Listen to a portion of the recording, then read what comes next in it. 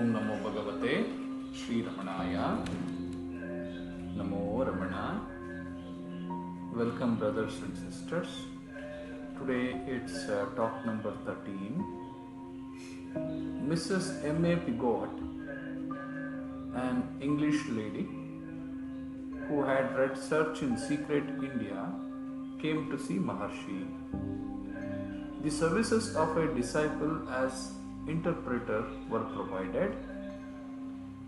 There were many visitors at the time in the hall, including some ladies with their infants. The place resounded with noise. At length, silence prevailed. Suddenly, Maharshi, who seemed to be looking at infinite space, was heard to say softly, "Monkey."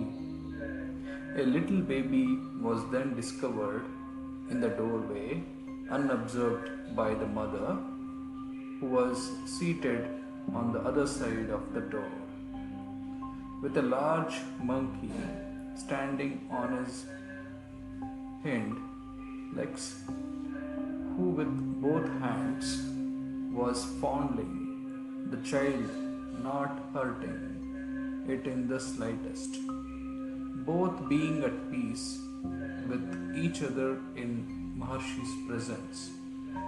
When Maharshi's voice was heard, the monkey jumped away adroitly and disappeared. The incident greatly impressed the lady.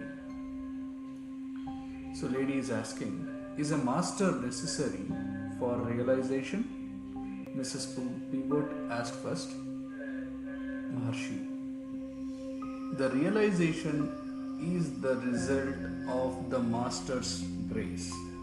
More than teachings, lectures, meditation, etc. They are only secondary aids, whereas the former is the primary and essential cause. Devotee, what are the obstacles which hinder realization of the self? Maharshi, they are habits of mind, vasanas.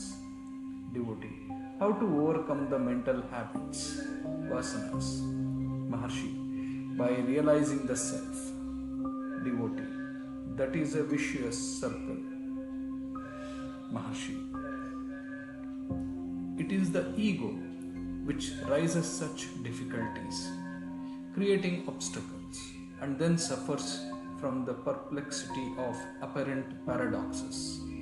Find out who makes the enquiries, and the self will be found.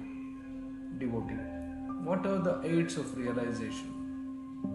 Maharshi, the teachings of the scriptures and of realized souls. Devotee, can such teachings be discussions, lectures, and meditations? Maharshi, yes. All these are only secondary aids, whereas the essential is the master's grace. Devotee, how long will it take for one to get that? Maharshi, why do you desire to know? Devotee, to give me hope. Maharshi, even such a desire is an obstacle. The self is ever there. There is nothing without it. Be the self, and the desires and doubts will disappear. Such self is the witness in sleep, dream, and waking states of existence. These states belong to the ego. The self transcends even the ego. Did you not exist in sleep? Did you know then that you were asleep or unaware of the world? It is only in the waking state that you describe the experience of sleep as being unawareness. Therefore, the consciousness when asleep is the same as that when awake. If you know what this waking consciousness is, you will know the consciousness which witnesses all the three states. Such consciousness could be found by seeking the consciousness as it was in sleep. Devotee, in that case, I fall asleep Maharshi, no harm. Devotee, is it a blank? Maharshi, for whom is the blank? Find out. You cannot deny yourself at any time. The self is ever there and continuous in all states. Devotee, should I remain as if in sleep and be watchful at the same time? Maharshi, yes. Watchfulness is the waking state. Therefore, the state will not be one of sleep, but sleepless sleep. If you go the way of your thoughts, you will be carried away by them, and you will find yourself in an endless maze. Devotee, so then I must go back tracing the source of thoughts? Maharshi, quite so. In that way, the thoughts will disappear and the self alone remain. In fact, there is no inside or outside for the self. They are also projections of the ego. The self is pure and absolute. Devotee, it is understood intellectually only. It is not intellect a help for realization. Is not intellect a help for realization? Maharshi, yes. Up to a certain age, even so, realize that self transcends the intellect. The latter must itself vanish to reach the self. Devotee, does my realization help others? Maharshi, yes, certainly. It is the best help possible. But there are no others to be helped. For a realized being sees the self just like a goldsmith estimating the gold in various jewels. When you identify yourself with the body, then only the forms and shapes are there. But when you transcend your body, the others disappear along with your body consciousness. Devotee, is it so with plants, trees, etc.? Maharshi, do they exist at all apart from the self? Find it out. You think that you see them. The thought is projected out from yourself. Find out where from it rises. Thoughts will cease to rise and self alone will remain. Devotee, I understand theoretically, but they are still there. Maharshi, yes, it is like a cinema show. There is the light on the screen and shadows flitting across impress the audience as the enactment of some piece. Similarly also will it be if in the same play an audience also is shown. The seer, the scene will then only be the screen. Apply it to yourself. You are the screen. The self has created the ego.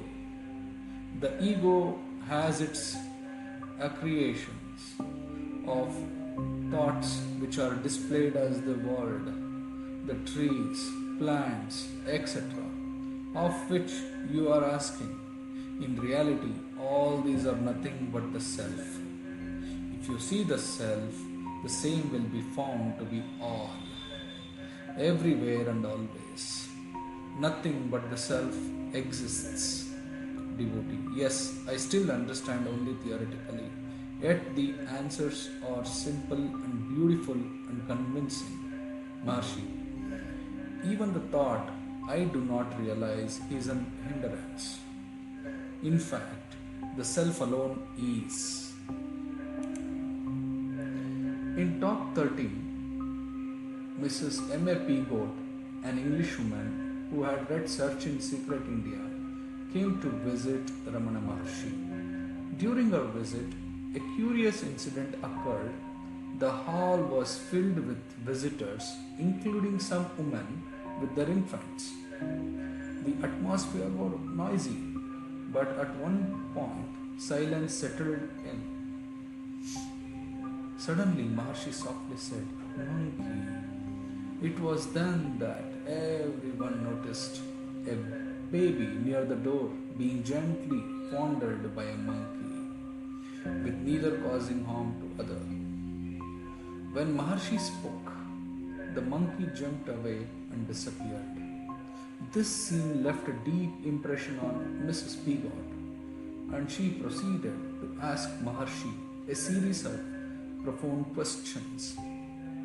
Her first question was, is a master necessary for realization? Maharshi responded that realization is primarily the result of the master's grace, rather than teachings, lectures, or even meditation. He emphasized that while all these are useful aids, it is the grace of the master that is the essential cause of realization.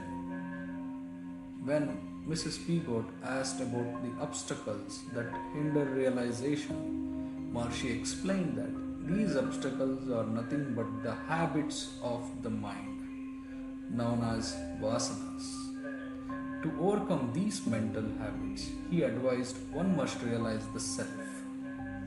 When Mrs. Peagot remarked that this seemed like a vicious cycle, Maharshi pointed out that it is the ego which creates such difficulties, and that by inquiring into the nature of the ego, the self would be revealed. When asked what the aids of realization are, Maharshi reaffirmed that while teachings, discussions, and meditations are useful, the essential factor is still the grace of the master. Even when Mrs. Peagot expressed a desire to know how long it would take to attain realization, Maharshi advised her that such a desire itself is an obstacle. Maharshi's core teaching here is that the self is always present and we are never separate from it. It transcends the states of waking, dreaming, and deep sleep, and exists as the witness of all experiences. He liked our situation to a cinema show where the light projected on the screen is the self, while the scenes were experienced are mere shadows created by the mind and ego. Ultimately, the task is to trace the source of our thoughts and realize that there is nothing but the self. Even though Mrs. Peagot initially expressed that she only understood these teachings intellectually, she was deeply moved by Maharshi's simple, convincing, and beautiful answers.